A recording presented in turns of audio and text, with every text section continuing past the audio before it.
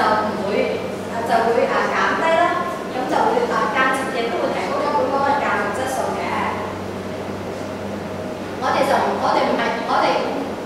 我哋唔應該係單係為咗選擇權就唔理全港嘅教育質素，呢個制度係唔會有十全十美㗎，相信大家都知道啦，所以我哋要顧全大局啦。跟住回應翻有方同學嘅虛報地址嘅問題啦，咁無可否認，我方面都十分承認而家有虛報地址嘅行為，但係佢因為為咗佢虛報，為咗有虛報地址呢個情況發生，我哋就唔跟區啦。咁你就等於好多人打劫啊，或者有啲唔好嘅罪名出現啦。咁我哋係咪為咗令呢啲人冇罪喎，而廢除呢條法律咧？虛報地址打劫都係唔正當嘅行為，相信大家都唔應該去做。但係咪因為咁而廢除呢條制度咧？咁係絕對唔成立嘅。同埋有方同學一直以嚟對呢個教育處嘅制度都有少少誤解啊，成日都講跨網，其實跨網係咪人人都得㗎？根據呢個根據教育處公佈嘅資料指出咧，跨網就你唔係喺呢個區嗰度，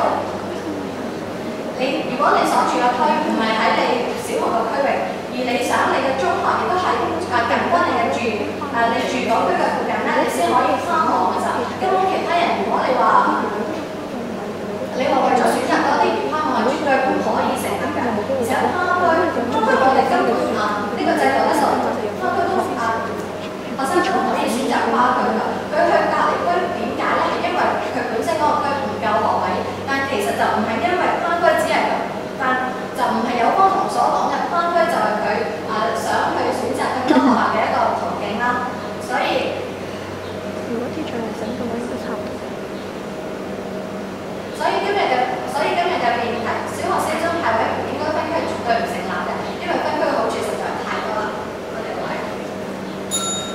在座各位再一次大家好啊！有方同學頭先話跨網唔係人人都得嘅喎，冇錯嘅，唔係人人都得啦，因為有限度同埋有個名額喺度㗎嘛。而頭先有方同學一路都喺度講話咧，得分區制咧就會令到名校標籤化嘅。其實名校標籤化呢個問題一早已經存在㗎啦，而且有方同學又有冇同學去揀將唔同程度嘅學生都派埋喺同一間嘅學校嘅時候，啲老師一教快啲，程度冇咁高嘅學生咧就會跟唔到啦；一教慢啲程度較高嘅學生就會被拖累喎。到時互相連累，學習又點會有好嘅成果咧？咁點解唔採用全港公開派位制，學校可以因材施教，啲情況就唔會發生啦，唔係更加好咩？好啦，講咗咁耐啦，我覺得我哋雙方都好似賣橙嘅小販咁喎，但有方同學肯定就係一個不負責任嘅小販啦，因為佢哋所賣嘅橙，無論係表皮同埋果肉都係腐爛㗎，但佢哋仍然推銷俾在座每一位嘅觀眾，而且我所講嘅橙就係正係今日辯題中嘅分區制度啦。呢個政策流弊多多，首先剝削咗學生嘅權利，每個學生應有嘅資源應該有資源嚟選擇佢哋理想嘅學校㗎，但而家分咗區之後，令到學生少咗好多嘅機會去入讀一啲他區嘅學校。其次，呢個制度亦都係好唔公平㗎。舉個例啊，我住喺嘅係尖沙咀，但我想報讀嘅學校係灣仔喎。雖然分區制度中我可以跨網㗎，但相比起灣仔嘅學生嘅學額咧就會少咗啦。然後呢個制度嘅自由度同埋彈性咧，亦都係非常之唔平均㗎。現時政策嘅自由度咧，只係限喺本區同埋他區喎，因此令到學生少咗好多機會嚟報讀佢哋理想嘅學校。有方同學打成除棍上，咁你就捉到，跟住之後放佢走咯。政策係要對家庭啦、學生、學校三方面咧都有好處嘅，但佢哋違背本意，對學生嚟講呢個制度咧係極度唔公平㗎，縮細咗佢哋入讀其他區嘅學位嘅機會，而家長為咗幫佢哋子女入讀好嘅中學，就會虛報呢個假地址。點解佢哋要咁做啊？就係因為現時嘅分區制度根本就唔能夠滿足到佢哋嘅意願，因此佢哋先會違反呢個法例嚟虛報假地址。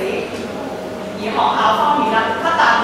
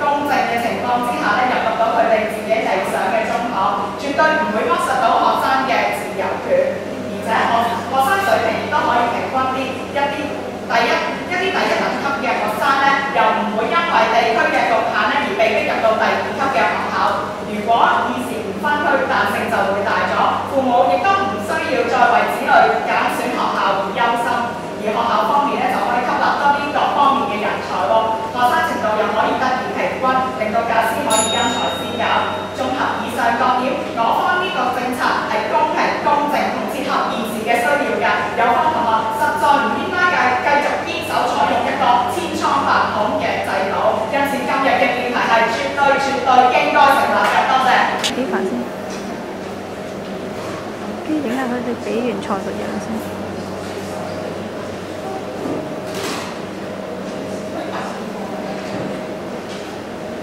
不要輸先，輸埋啲，stop先，唔好話啦。講親對唔住先啦，即係因為我哋聽賽比賽嘅賽制咧，咁就出咗少少問題，咁阻咗大家就唔好意思啦。咁講翻呢個辯題啦，咁嗰個辯題咧就即係都係講教育政策嘅嘢咧。咁我諗即係可能大家都會覺得係一啲即係比較悶嘅題目啦。咁我就聽完正反咧，我覺得兩邊今日比較少用例子，即係嗰個用嗰樣嘢我諗唔係太過生動咯。即係聽出嚟可能會比較悶啦，同埋兩邊咧博嗰一度咧都講得唔係好到肉咯，即係都可能比較即係又係有博得少少，但係就即係唔係好爭得入肉咯。咁因為我分正反講啦，咁首先正方講先啦。咁我覺得正方今日有一個好大嘅問題就係你哋係有寫國卡嘅，我知道，但係你哋可能係反而俾自己國卡講死咗。即係我覺得你哋臨時咧，聽完人哋講完嘢之後咧，自己出去講嗰樣嘢，可能係俾自己國卡講死咗咧，就唔係好針對到你哋講嘢。即係呢個要注意一下啦。咁同埋你哋都好似自己瞓到都唔係太熟，都有啲嘅係呢個都要注意。咁就講翻內容咧，你哋主辯就講過啦，話即係一個教育政策咧就有公平公正同埋切合現實需要。但係我聽過你哋1、2、3個咧都冇好詳細咁去跟進。咁然後你哋就話啦，因為辯題如果成立咧，家長就唔使再憂慮，即係話啲仔女過學校問題。但係其實係咪真係咧？即係咪話呢樣嘢你實行咗，咁就冇晒憂慮咧？佢哋根本冇講過自己好處。咁呢個就值得商榷啦。點解公開啊？點樣切合？佢哋但係冇講。解釋得好清楚，但係你哋係犯嘅呢個，就話即係個比例問題啊。咁就話即係呢個地方，即係唔係話個地方大小，即係可能九龍係細過香港，但係可能九龍人口比香港多。咁譬如九龍10個人，咁10間學校，平均每人有一間學校去揀，同香港一個學校，咁其實一樣嘅喎，冇話邊個公平唔公平喎。所以呢個你哋都要注意一下。咁到反方啦，我諗今日收嚟反方咧就兩面你哋攻擊係盡埋㗎，即係都好溫和，公道分你哋呢邊就係高啲嘅，但係就我嫌你哋攻擊佢就唔係好有咯，同埋你哋合作應該都比較少，因為我都好少聽你哋呢種講法。咁就內容方面咧就名校效應嗰度就有少少問題。呢個景得唔得？呢個景知唔知教溫書？呢個我諗你哋一路都係覺得比較唔係咁夠咯，因為其實而家學校即係我哋所謂嘅係成績，即係好多人係睇成績啦。咁其實同你分區同埋唔分區係冇乜直接關係咯。即係可能你分咗區嘅，咁啲人走晒去名校嗰一區去報學校。咁但係就算你唔分區咧，啲人都一樣係去晒，都會係走晒去報啲名校咯。即係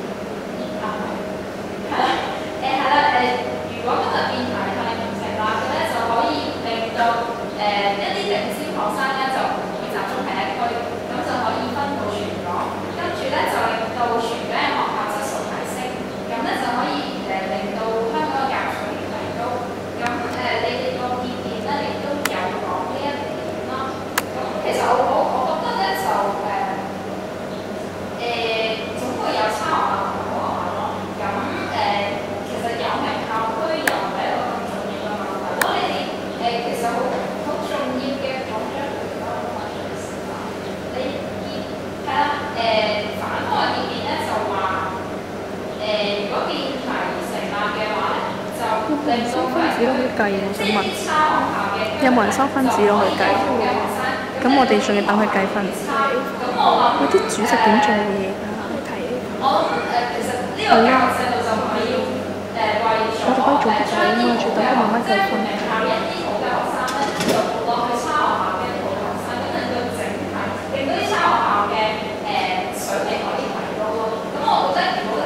如果你哋攞呢條嚟做主線嘅話，就會比較弱咯。咁同埋就係虛報地址嗰度咧，我覺得見面即係反方見面咧，你就用虛報地址啦。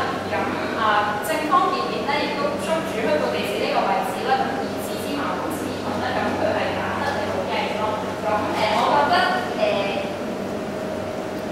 可以再做好啲咯。咁如果再有咩詳細嘅問題嘅，大家可以再問下我嘅生能力係一個一舉多得嘅辦法。咁點解對方同學要死守今日嘅辯題？你哋能唔能夠確保到只係做教學就能夠提供到足夠嘅人才俾香港咧？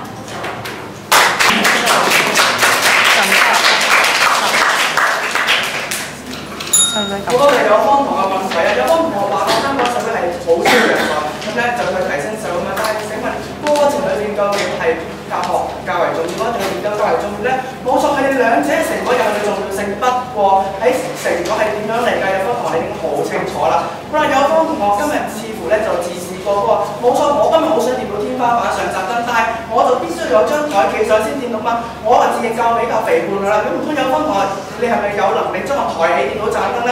我方就真係需要一張台啦。好，有方同學希望你明白，究竟喺過程裏邊究竟教學同埋研究擺住啲咩角色啦？多謝。經過咗一場辯論，咁喺辯論比賽之後，有方同學你哋原來一直都逃避緊我哋嘅問題，就算去到台下發問，你哋根本就冇答過我哋嘅問題。咁我就重申一次，我哋最大問題究竟係乜嘢啦？有方同學你哋話教學同研究係同樣重要㗎。既然你哋話同樣重要，即係有得稱啦。你哋係要稱咗先知道邊一個重要㗎嘛？請你哋俾出一個衡量標準我哋啦。我本身稱過，你就發現教學、研究同埋服務呢三樣嘢係最主要而有相同嘅功能，呢三樣功能能夠環環相扣又相輔相成，所以我哋先知能夠同樣重要嘛。我又想問下對方同學，你又以咩標準嚟分佢哋主次呢？我想以一個國際認可嘅標準。哇！有方同學咧提到話三大功能都同樣重要，冇錯。有方同學講緊成果，但係我方咧一直強調喺成果上面究竟係由咩建立嚟咧？我真係想問有方同學，你哋既然不斷咁比較成果，又話自己衡量標準係點樣嚟嘅，咁請問有方同學呢啲成果係點樣嚟㗎？有方同學，我想先請對方同學回答我哋，我想以一個國際認可嘅標準去證明今日辯題可以成立。因為我方已經好清楚話俾大家聽，喺研究成果上面根本就係嚟自教學嘅基礎。如果冇咗教學基礎，正如我剛才答辯嘅時候睇得好清楚，有方同學夠唔夠你台我上見到上面嗰層心咧？基礎代唔代表就分到主次有基礎有第二步，代唔代表佢哋就係基礎就係呢個第一步就係重要啲咧？冇錯，你話擔張凳然後墊天花板，點解唔可以擔凳同埋墊天花板呢兩樣都係同樣咁重要咧？我哋擔完張凳又唔墊天花板，咁有咩用咧？方同學，你哋不斷要我哋交出呢個國際嘅標準，但係有方同學你哋冇睇清楚辯題啊！今日嘅辯題有本港大學呢兩個字，你哋一直喺度忽略呢個字，係咪喺度視住山海辯題咧？係，我就覺得好奇怪啦！我都知道今日辯題咧係針對本港大學嘅，不過對方同學一直同我講話咧，研究生學習係要一步一步，但係唔係就話本港大學咧要第一年咧就做咗教學先，第二年先研究，然後第三年就回歸社會。有方同學其實你哋根本就唔明白，你哋知唔知道研究係要基於教學嘅一個基礎，佢先可以繼續發展到你哋研究咧。一路都話要研究，要發展研究。如果冇教學基礎，你點發展研究啊？有方同學，咁我想先問你承唔承認教育、研究同服務喺大學入邊係同樣進行嘅咧？嗱，我方咧知道係同樣進行，亦都佢哋嘅成果係有佢哋嘅成果嘅。不過喺成個過程入邊，係最緊係成個過程入面邊一個係較重要咧？有方同學。有方同學，你唔猛咁喺度同你講過程，但係呢個過程係大學生學習嘅過程，並唔係喺大學裏邊並排嘅全面標準啊！有方同學。有方同學，我哋正就住你哋所講嘅三大功能啊嘛，你所成日話教學研究然後服務啊嘛，但係點樣做到服務呢？最後一步咧就係經過研究同埋教學啊嘛，喺研究又係由邊一度建基嚟嘅咧？點解對方同學你即就經過呢樣嘢。點解要經過教學咧？呢一樣嘢我哋喺基礎教育已經做到啦。我哋喺大學要同時教育大學生，同時研究新發明，又同時回歸社會，呢三樣嘢係同時進行㗎。但係我哋要知道，我哋所研究大學所進行嘅研究係一啲好專門嘅學識。假如缺乏咗教學呢一個步驟嘅話，嗰啲研究生就點樣能夠有足夠嘅知識去研究咧？其實啦，我哋總括一句簡單嚟講啊，其實教學就係研究嘅發展，而研究嘅就係教學嘅創新。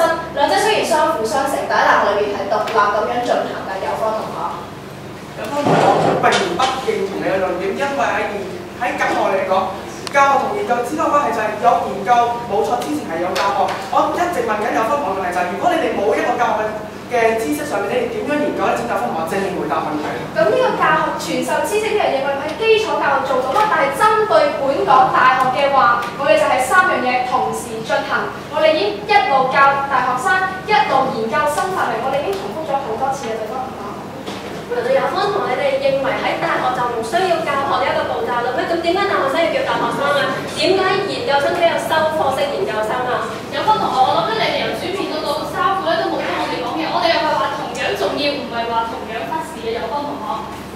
有方同學，你哋不斷喺度講研究同埋教學要同時進行。有方同我哋剛才就講到呢個八達通嘅研究啦。平心而論啦，我相信咧有方同我方咧都唔知點樣去做八達通嘅。但係有方係咪認為我哋同一個時間又要接受點樣做八達通，又要即時研究就可以做出嚟咧？我哋梗係唔係同時，我都講咗話啦，我哋一路教傳授大學生我哋基本要知嘅嘢，然後再研究啲新發明啊嘛。但係我都唔好再喺呢個時間爭論咗好耐啦。或者我都係講翻對方同學，你一直問我哋要有國際認可，咁你又有啲咩國際認可標準咧？有方同學要強調今日嘅辯題研究同教學咧，講緊本港嘅大學，而本港大學裏嘅研究同教學息息相關個關係就係我哋有研究，然後進行貢獻社會。但係請問有方同學係點樣而嚟嘅咧？有方同學，你俾唔到國際標準唔緊要，你話係對本港，我就同你講本港嘅大學係三大功能，三大功能你一直都推翻唔到，你只係話我哋要先學行再學走，即係話要有教學先至有研究。但係我想指出嘅係，大學嘅特色唔係研究研究唔係隸屬於教學，而係三者獨立進行於大學，即係話唔係將一塊餅切開，大塊啲係教學，因此教學就重要，而係三塊餅先係構成大學嘅主要元素，因此缺一不可，同樣重要。咁都同學嗰陣就同我哋講話教學、研究同埋服務呢三樣嘢，呢三樣嘢就係喺公正教育檢討報告就指出呢三樣嘢係組成大學嘅發展，而我方不斷嘅我方所提出嘅稱就係大學嘅發展。既然有方同學都不斷用呢一個稱嚟質疑我方嘅論點嘅話，咁即係表示法律同學已經達成咗我方嘅稱啦。首先我講翻對方同學你嘅稱係主觀嘅，冇一個認可，唔好講國際啦，本地嘅認可都冇。或者我哋講下我哋副辯啦，冇錯，一副先，然後再講二副，再到三副講。但係呢啲副辯對比嚟講都係同樣重要㗎。請問有方同學，如果大學冇發展，佢係點樣打進國際市場啦？但係我哋要針對嘅係對大學嚟講，發展同埋打入市場都係同樣重要。好，我就攞翻辯論嚟講啦。如果辯論你哋嘅主線係冇嘅時候，你哋點樣發展嘅論點咧？我哋嘅論點同主線都係同樣重要。但係如果冇主線，又點樣有論點咧？咁如果我哋冇論點嘅時候，只係單一有主線，咁係有咩用咧？所以我哋要將我哋嘅心思同時擺喺主線，亦都同時擺喺論點中，兩樣嘢係對一樣。請對方唔好再呢個就係講翻成果問題咯。我方強調成果兩者都有，但係究竟點樣去嚟嘅咧？其實有方同學點解你依然要夾硬將呢樣嘢分主次咧？譬如我哋講翻辯論咁啊，既然我哋又要有主線又要有辯權嘅話，咁點解我哋仲要夾硬將個嘢分開，然後分主次咧？咁啊，同學，你哋究竟有咩理據支持你哋話同樣重要？我方已經講咗好多次，大學係有三大功能，嗰三大功能就證明咗俾我哋聽係同樣重要嘅。有方同學。但係如何達至嗰三個功能咧？有方同學。有方同學，今日係你哋身為正科，守翻你哋嘅責任先。你要同我哋講點解你哋要分主次，唔係我同你講點解唔分主次啊！有方同學。正方派一位辯員用盡所有時間。但我方咧一直咧都係有盡我哋嘅責任㗎。我哋知道咧如何去做到呢幾樣嘢。咁但係希望喺個時成個過程入邊，我哋見到嘅就係教學同研究，跟住正如所講嘅服務係非常嘅重要，佢哋嘅成果係各有各。但係喺成個過程入邊究竟點樣嘅咧？主席、評判在座各位，再一次大家好。比賽嚟到呢一刻，我再次企出嚟同大家總括今日嘅辯題。但係我只可以再堅決咁同大家講多一次，今日嘅辯題絕對唔能夠成立，因為有關同學主線犯下嘅錯誤實在太多啦。首先，主辯一出到嚟，就連教學同研究喺大學嘅功能同特色都搞唔清楚，定義更加係錯誤啦。憑乜嘢去量度今日嘅辯題呢？有關同學，佢哋今日就係憑咗自己嘅主觀理論，話大學嘅教學係研究嘅基礎，因此辯題就成立。不過有關同學，我誠意邀請你哋跳出中學生嘅框框啦，以宏觀嘅角度去睇今日嘅辯題。冇錯，喺基礎教育嚟講，我哋係着重學習，然後先鑽研學問。但係高等教育嚟講呢，香港嘅大學入邊係必須包括教學同研究服務三大獨立功能，而且當中三樣係同步進行。教資會報告書都話，教與研係大學兩種主要功能，緊密相連，不分輕重。研究絕對唔係隸屬於教學嘅。跟住一副出嚟又講啦，話你學走啊都先要學行路啦，教唔好研究點好啊？有分同學，大學嘅三大功能唔係你學行路咁簡單，唔係話逐步去用呢三種功能啊。大學入邊三種元素係同時存在，喺大學唔同層面、唔同嘅部分發揮住佢哋嘅功效，相輔相成，並唔係話先者係後者嘅輔助。有分同學，你哋嘅邏輯又再錯誤啦。跟住二副出到嚟再話啦，大學生係未來嘅希望啊！而家咧，港府只偏重大學只偏重研究，忽略教學。我哋要重新重視教學，因此今日嘅辯題就要成立啦。不過我要指出嘅係，既然有班同學想大學着重教學，點解唔企過嚟嗰方嘅立場，要將兩者同步平衡發展呢？我哋絕對唔能夠忽略其中一者，而係要着重兩者嘅發展。因此今日嘅辯題咪唔能夠成立咯。有班同學喺不知不覺之間，亦都係推翻咗今日嘅辯題。跟住三副出嚟又再重複話，因為有教育先有研究啊嘛。就係呢一點提醒咗我方。今日嘅辯題，有班同學，你哋唔係針對緊對本港大學咁重要嘅字眼，而係同我哋討論新生學子嘅學習步驟咯。如果只係講教學同研究對學習邊樣重要呢？咁今日嘅辯題咧就絕對成立啦。不過如果話教學同研究對大學邊樣更重要啦，咁今日嘅辯題就絕對唔成立，因為要大學嘅三大功能係獨立存在，缺乏是但一樣都唔係一間完整嘅大學。有方同學嘅理論就係話，大學係一塊餅啊，我哋而家切咗教學大塊啲，所以教學咪重要啲咯。而係有方同學，我頭先喺自由辯論時候已經多次重複啦，教學研究同服務係三塊獨立嘅餅，三塊餅睇埋一齊先至係構成一間大學嘅元素。希望你哋喺辯辯嘅時候唔好再犯下呢一個立論嘅錯誤啦。好啦，經過完一輪撥亂反正之後，等我再帶大家去撥開雲霧見青天啦。雲霧係乜嘢？就係今日有方同學含糊其辭、試圖瞞天過海嘅論點啦。我哋逐點去睇啊。首先第一嚿雲飄到埋嚟，就係有方同學一直俾唔到辯題當中近呢個標準，佢哋俾唔到一把立場堅定、既客觀而又受國際認可嘅尺。有方同學唔好用你主觀嘅假設去假設今日辯題嘅尺啦，因為你需要直接交出一把國際認可、既立場堅定而又受國際認可嘅尺。有方同學，研究係教學嘅輔助，只係你哋假設對大學唔認識嘅表現啫。跟住落嚟，第二嚿雲又模模糊糊咁飄到嚟啦，就係有方同學一直忽略咗辯題當中本港兩個字眼。要討論今日嘅辯題，我哋必須針對翻香港本身。本港大學嘅教育發展路向係乜嘢？就係要鋭意發展成國際研究型大學，即係教學同研究兩者並重。至於港府頒布嘅21世紀教育藍圖當中又講到乜嘢？就係要使研究工作同學術工作成為大學嘅兩項主要元素，兩者皆被視為對本港大學同等重要。今日有方同學唔單止漠視教育發展趨勢，更加對本港大學發展路向避而不談，如此視野狹窄，今日嘅辯題如何成立呢？跟住最後一嚿雲又飄到埋嚟啦，就係有方同學對大學功能同特色不清不楚。冇錯，教學能夠培養人才，直接回報社會，喺現時對香港嚟講非常之重要。但係唔代表咁樣會比研究更重要。研究喺醫學政策同埋科研等層面，亦同時對社會有直接嘅貢貢獻同影響。而且有方同學要吸引人才，除咗教學重要之外，更重要嘅係大學達至國際水平，絕對取決於有冇多元化嘅研究實力。好嘅研究先至能夠喺缺乏人才嘅時刻留住精英，吸引外部嘅人才，提升本港嘅學術地位。因此今日嘅辯題絕對唔能夠成立。多謝各位。同研究係不分輕重㗎，教學研究同服務要同時並行，因為佢哋擁有不同層面嘅功能，而且我哋要保持研究嘅規模，令到本港打入國際。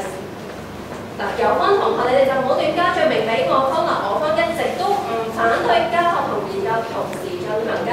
其實我方喺開面已經講過，我哋要睇嘅係教學同研究嘅分別，我哋冇貶低研究，亦都冇胡亂抬高教學。我哋倡議嘅係香港嘅研究以教學為本，加上本港大學已經偏重研究啦。有方同學，你哋都話同樣重要啦。喺呢個時候，我哋係咪應該由得咁樣不平衡情況繼續惡化？我哋衡量嘅喺理念上，喺實際上，有方同學點可以話我哋冇比較佢哋重要性啊？有方同你哋話教學研究服務係大學嘅三大支柱，要同時並行啦。咁點解你哋又將佢哋分開獨立咁嚟講呢？有方同學主編出嚟就同我哋講啦，話教學同研究咧就同樣重要，不分輕重嘅。咁跟住咧，我方嘅辯員咧就問你哋立場究竟喺邊，個稱究竟喺邊啦？但係有方同學你哋竟然咧就話冇需要稱啦。有方同學你哋咁係叫做前後矛盾啦，一知半解啦，內部不協調，我哋係前言不對後語咧。有方同學你哋一開始講一樣重要，既然有方同學講得一樣重要，即係衡量完先知一樣重要啦，即係有衡量標準啦。但係你哋嘅衡量標準就係話三樣都重要，所以佢就重要啦。有方同學你哋嘅視野實在太狹窄啦。其實有稱先可以稱到一樣重㗎嘛。有方同學你咁樣點樣衡量點稱出嚟咧？既然冇稱過，又點知重量重要啊？其實有方同學講得啱㗎，教學同研究係有不同層面㗎。有方同學又話要保持研究規模先至可以達至發展，都啱，實在係講得好好㗎。我哋係要保持研究規模先至可以達至發展，正因為咁樣，我哋先至需要一個基礎嘛。冇基礎知識又點進行研究呢？研究成果得唔到教授又點嚟發展呢？教學就係令研究得以伸延、得以發展一個不可或缺嘅步驟啊！有方同學。有方同學又話我哋冇衡量標準，咁有方同學就太唔尊重我方啦。我哋由開面講到而家，衡量標準就係大學嘅發展。有方同學你哋都話啦，大學同社會息息相關啊嘛。特區政府都話大學嘅目的同功能係在培育人才，係回饋社會啊。有方同學話我哋冇諗過本港呢一個字眼，又話我哋現實，話我哋要睇本港嘅實際情況。係，我哋係要現實啲，我哋係要睇實際情況，而且我哋都有咁做。有方同學咧，我哋舉咗咁多例證，舉咗咁多證據，香港實際情況就係偏重研究，就係忽略教學，而咁樣嘅問題正正中斷咗大學嘅發展，甚至中斷咗研究嘅發展。究竟係我哋冇諗過本港，定係你哋有方同學你哋冇諗過本港咧？研究成果得唔到傳授，咁仲有邊個可以繼續發展研究咧？有方同學連呢樣嘢都諗唔到，真係令我哋擔心你哋日後點算好？有方同學，我哋唔係要主線，唔要論點，只係論點係由主線衍生出嚟㗎。如果冇主線，只有論點，又有乜嘢意思咧？我哋嘅答論建基於理念同現實，而有方同學